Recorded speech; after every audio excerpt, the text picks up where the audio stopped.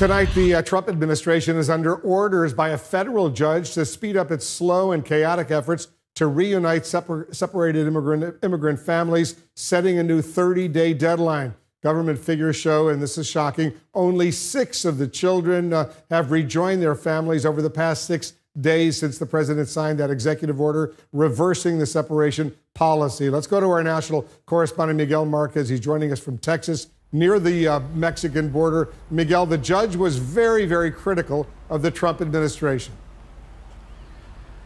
Boy, it was a very critical judge, and it's worth keeping in mind that this was a judge that was appointed by a Republican, and activists and lawyers who now work in the field trying to get immigrants legal help. They are pushing the government as hard as possible to implement this ruling immediately.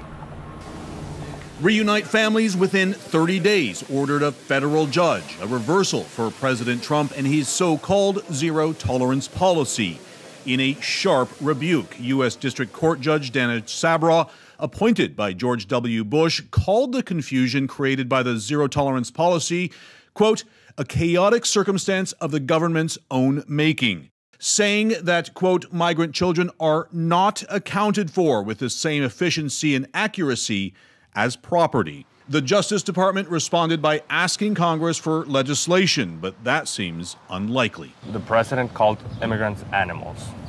It's a dehumanizing impact of these people fleeing their countries for a safe haven. The Texas Civil Rights Project represents nearly 400 separated families and hopes to begin reuniting them soon. Trump, escucha, estamos en la lucha. The zero-tolerance policy generating protest across the country. In Washington, D.C., 2 protests. One at the Immigration and Customs Enforcement headquarters. Protest also at a detention facility near El Paso and ICE offices in Portland, Oregon.